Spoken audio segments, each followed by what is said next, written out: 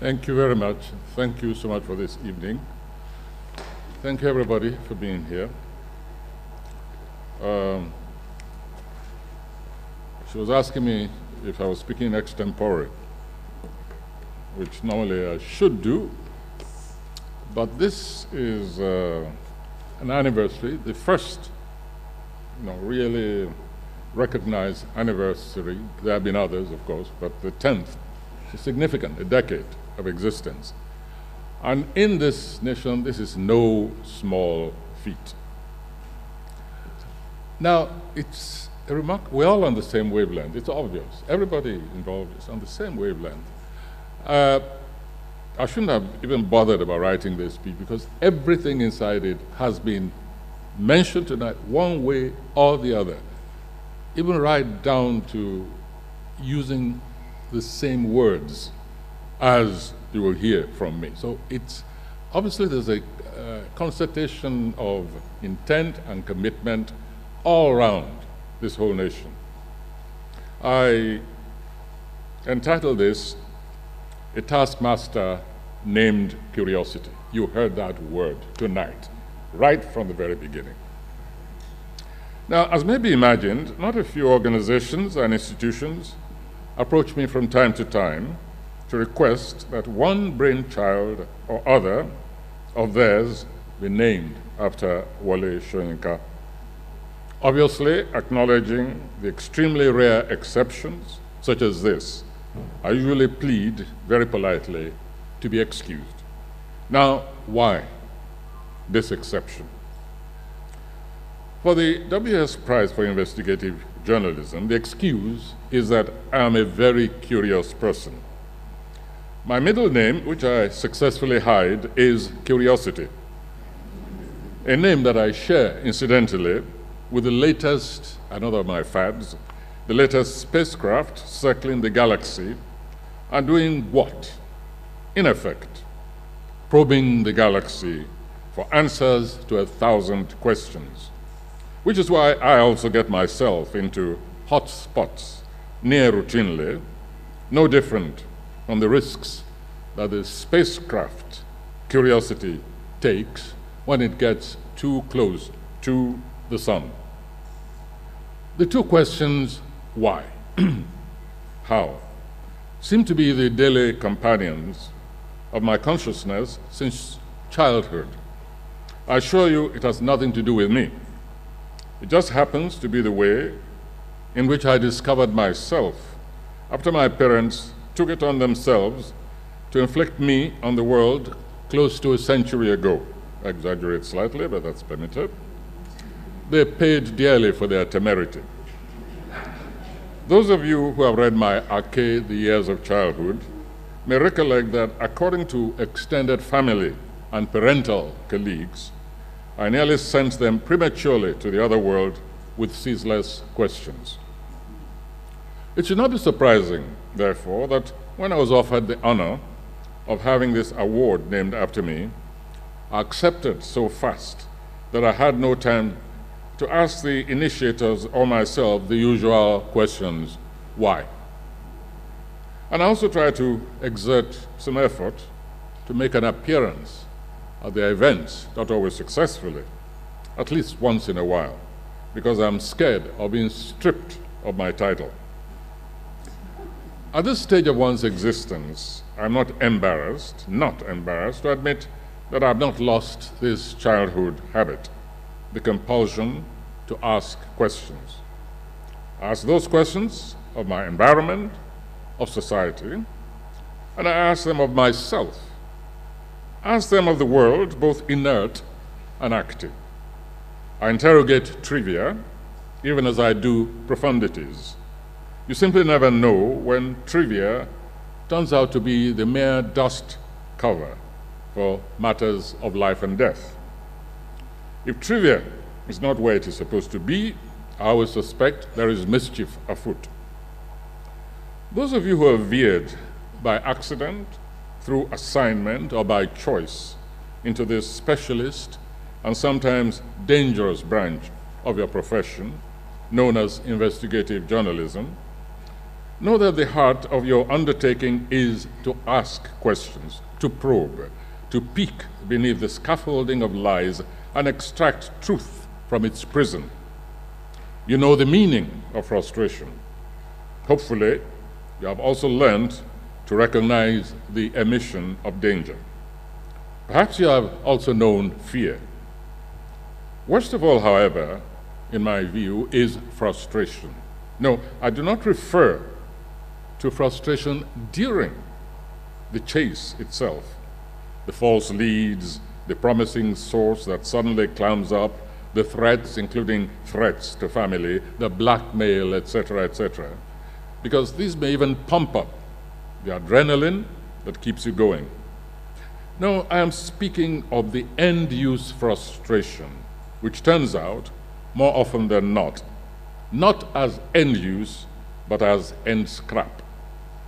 I'm speaking of those times when you spent hours, days, weeks, months, even years pursuing that elusive query, truth, only to find that it has been a mere academic exercise, that no one is interested in the startling revelations.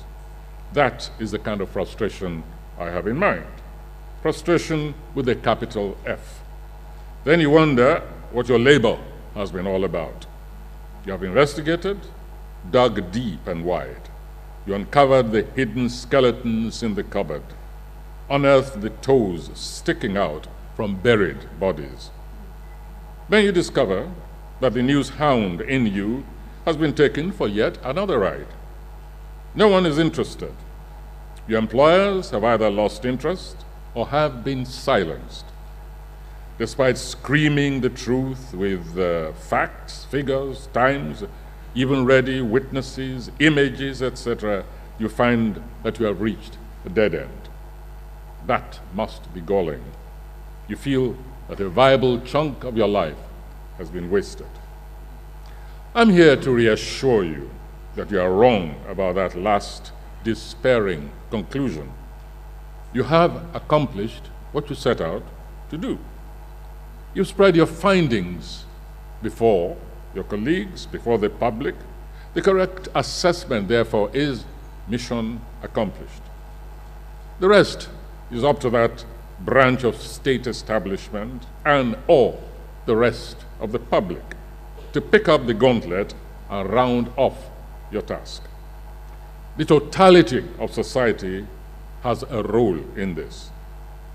If that society fails you, simply direct your curiosity, your investigative zeal onto other murky corner into which truth has been pushed, camouflaged, covered as usual in rags of deception, excuses, and obscurantism. Believe me, when you think that all has been forgotten, be it months or years later, that hidden datum will suddenly surface, and then your labor will have received its final fulfillment and accolade. Just look around you today. Look at some of the examples we've seen on the screens tonight. See for yourself what is being dragged, screaming, out of darkness into the scrutiny of light. We must continue to remain curious, and we must pursue the immediate trigger of that curiosity until it yields up its secrets. This is what distinguishes what is known as the open society from the Kabbalistic, the cultic, the secretive, and guilt-ridden.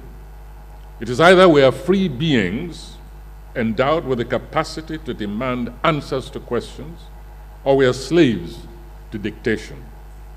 Dictation leads to that unquestioning twilight existence that is handmaid to mental enslavement, one step from indoctrination, brainwashing, and submission to the loudest and crassest. At its extremity, it begets Boko Haram. A personal note. Recently, I brought out a publication, a polemical tract that I frankly dubbed the nastiest book I have ever produced. Yes, it was that. It was, however, also an act of both personal and social therapeutic. High-placed, compulsively intrusive, shameless, and hypocritical individuals are getting away with murder, literally murder. And the victim of this serial murder is truth. A few of them you saw tonight. They were mentioned, they were subjects of investigation. These characters get bolder and bolder with every act of ethical homicide. To cover up their malfeasances and criminalities in governance, their crimes against society and even against humanity, they have persuaded themselves that society has no memory. They mistake the generosity of the community for a certificate of acquittal and robust moral health. And so their impudence, their sense of impunity grows by the hour. They wish to preempt their fate by undermining the principled tenacity of truth criers, of those whose life commitment has earned them the authority to submit their findings and call them to account someday. There's nothing more fearful for the guilty than the existence of insiders. And by insiders, I mean both the professionals, some of whom we've seen tonight, and even the mere part-timers, dilettantes, who suffer, however, from that same affliction we have named curiosity. Always recall that you have an open challenge in that department.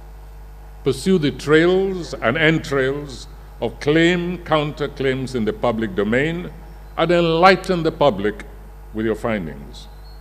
Act as impartial arbiters, the amici curiae to the court of public opinion. You have the tools, the determination to strip all birds of passage of borrowed feathers and ferret out the cause of their unease and lies.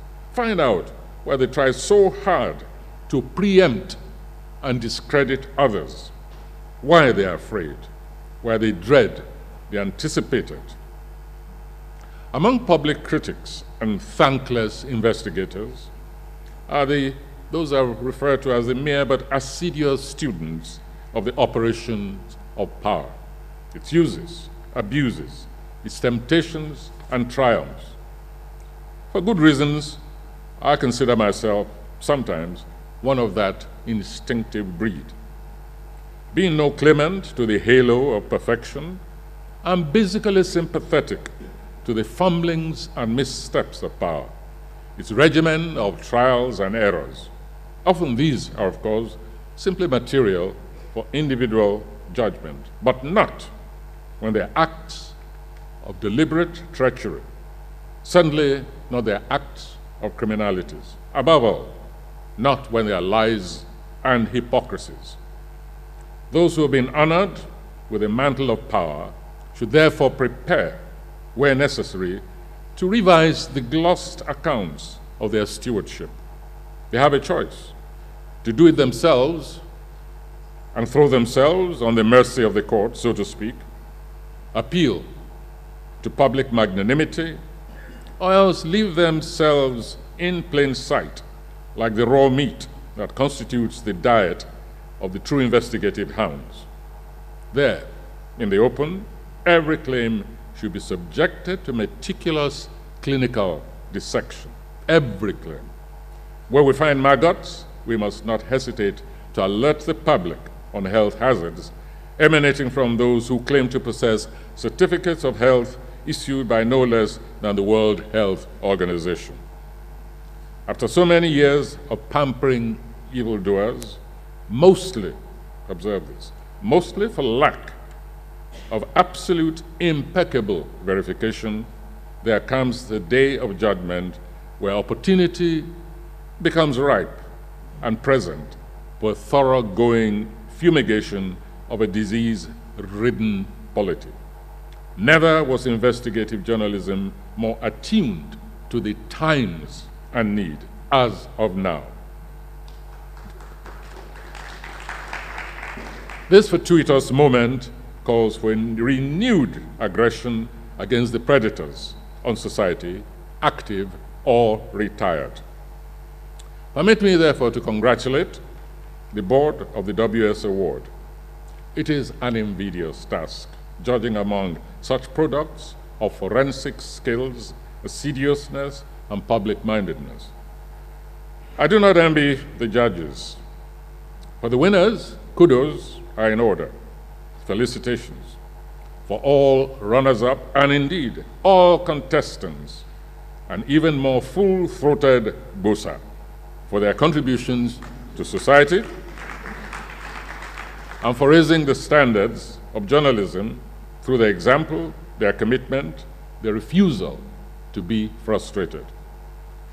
I shall, however, end on a note of frustration, a rather special kind of frustration that even qualifies to be called creative, since it compels me to invite you, ladies and gentlemen, patrons, and readership of the press into partnership in a corrective enterprise, one that goes to the heart of both your occupation and mine, since words are basically the tools of our profession, our joint profession, images also, especially cartoons. But first, I shall take my formal leave of you with this address, sign off, and then very briefly leave you with some specific familiar concerns. Nothing new, only increasingly obdurate, oppressive, and frustrating. For now, however, nothing left but to thank you all most sincerely for being part of this celebration. 10 times 10 busa, 100 times over for the Investigative Awards, for having weathered the storm of these agonizing years, this yet ongoing struggle for people to free themselves, especially of a hybrid political condition that is neither military nor civilian, neither fish nor meat nor vegetable, and thus offering both you and the citizens extremely hazardous shoals to navigate. You saw some horrendous images of that statement tonight. As we have learned to expect, the media of this nation have not failed to rise to that task, that challenge. We must never weary of saluting them, because castigating them also where needed, but making them constantly aware that the polity regards them as the advance guard of a nation's struggle for total, unqualified liberation. Thank you very much.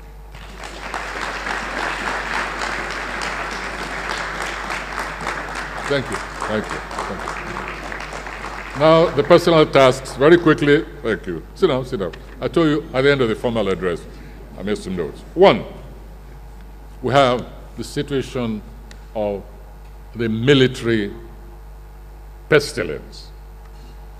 You saw images. I'm so happy that I had this on my agenda, and you saw some images. And of course, your memory is not so short that you can't forget the atrocities which have been perpetrated on the populace, especially Lagos populace, by soldiers. You remember the recent case when, because a soldier was knocked off a bicycle or rammed a stationary vehicle without a helmet, he lost his life. Soldiers poured out, as usual, as has become customary of their barracks, assaulted the public, burnt 9 public vehicles, acted like Boko Haram, rampaging all over the place, assaulting innocents, holding up traffic, in other words, terrorizing the public. This has to stop. Examples must be made, and publicly. Let me remind you of an even older assault on the populace. It took place at Mushi. One of my boys, shall we say, happened to be there, took a video of that assault, which included a soldier coming out of that vehicle with a dripping knife, dripping with blood. That soldier had stabbed to death somebody in that vehicle. I had that video I summoned a press conference. I gave that video to the doyen of the press that day. This is many years ago. I won't name him because I don't want to embarrass him in case he also came up against a dead end. And I said, we can see the image of that soldier quite clearly. We can see his features. And I'll give this to you as the doyen of the press corps to follow this up. Make sure that that soldier is identified, punished, to serve as example to other people. Till today, I have not heard any response. That video exists with the identity of that killer who came out of that bus with a dripping knife, and we discovered later it stabbed to death a civilian. Can't remember if it was the driver's assistant or the driver in that bus. That was at least, I live in Victoria, staying in Lagos at the time, nearly 10 years ago. No result. Governor Fashola set up a commission to find out those who were responsible and apportioned blame, who were responsible for the mayhem that lost the citizens of Lagos 9 buses, traumatized the populace. I understand that the commission has done its work. This nation demands to know what is the follow-up after that commission. See, we're sick and tired of hearing that it has been dealt with militarily. What is that? A crime is committed publicly against the polity of this nation, and then we hear that it's been dealt with in secret. That is nonsense. That's an insult to the people of this nation. And I'm challenging President Buhari to put an end to this internal warfare, which for some reason or the other has been declared by the military against the populace. If you want us to go out, as I've done once, by the way, in fact, somebody I remember responded and said, Wole Soyinka had been settled, simply because I called on an effort to mobilize the policy behind the military against this common enemy, Boko Haram. That was some years ago, because I knew exactly what kind of enemy Boko Haram was and is and would become. And I said, it's not enough to send the soldiers to the front. The populace must be mobilized behind the military through any means to make them understand that they are fighting our war, and that the war has not been declared against them, but against us, our humanity, in fact, the entire world humanity. So there's nothing direct. I don't consider the military an enemy, but the military has some rotten eggs, and some killers, some insensate individuals, and I think after these years of military rule, there should be a permanent terminus to military assault on the populace of this nation. And we want results. I want those results in public. Second, let's put an end to unlawful detention. Either we're running a democracy or we're not. There's nothing called a half democracy. If the courts grant an individual bail, I don't care what crime that individual is accused of. There are many avenues for security agencies to pursue their quest without flouting the orders of the court. It is wrong, and we dare not continue to keep silent when one of us, a citizen of this nation, whether militarized or civilianized, is granted bail by the court, and some excuse is found for flouting the orders of the court. Those who do that are behaving exactly like Fayose, that thug in Ekiti, who went to court, beat up the judges, tore their clothes, and got away with it. I see no difference between Fayose and any police agency which flouts orders of the court. You're treating that court with contempt, and that is the one arbitration avenue that belongs to all of us. We have a duty to protect the courts, and we must put an end to this contempt of orders of the court by any government. The next one is a personal one. I want to beg you, media, help me. It concerns all of us. I'm bringing things down a little bit, but it's also important. When our students take common examinations with other countries and they fail in English, you blame them. But then when the teachers don't even know what is correct, and the editors don't even know what is correct, and the journalists don't know what is correct, and even some past, I will not name them because I know these things, former heads of state don't even know what is correct. Do you blame the children if they fail in a particular subject? You see, we're not talking about English as English now. We're talking about language. If you're going to use a language, even sign language, you have to use it correctly so you don't, communicate the wrong thing.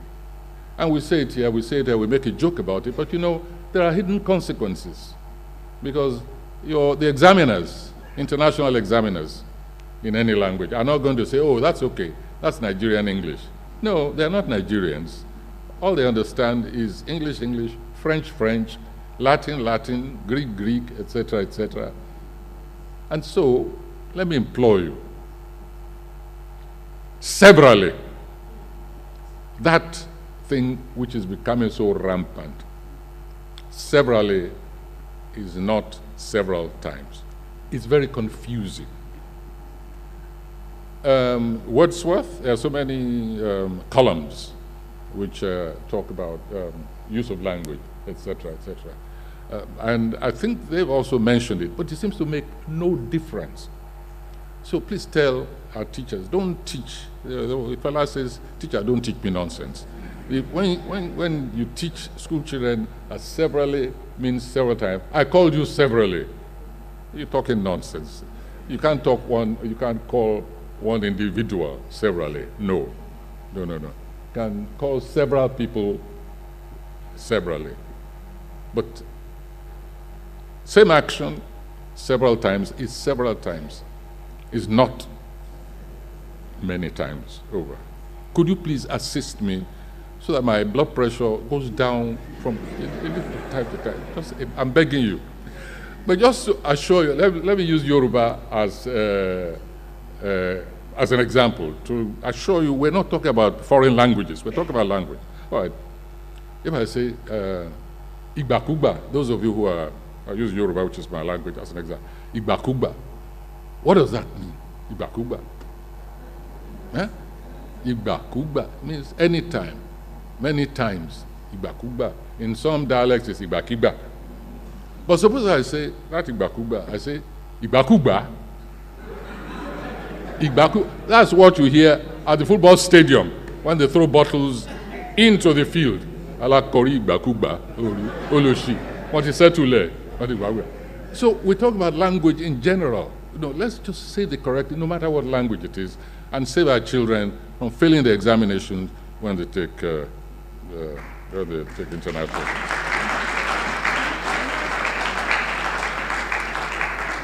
Finally, an item which was left over from the last session I attended of the investigative journalists, when there was a lecturer who spoke about cartoons. He spoke negatively, critically about cartoons. Cartoons, I'm afraid, beautiful graphics is not the same as wit and humor and caustic comment and satire. Sometimes some cartoonists believe that as long as a figure looks ragged, sufficiently ragged and startling, it doesn't matter in what cause it is. There's a disconnect. Our sense of wit, humor, satire seems to be getting lower and lower. We spoke about it at that other session, and you had a lecturer who looked very much like you, but I don't think it was you. And he commented very much and said, something has to be done about raising the level of cartoons. I've just set up a foundation, the WS Foundation, which is residential, periodically, not throughout the year. I can't afford anything like that, but from time to time for writers.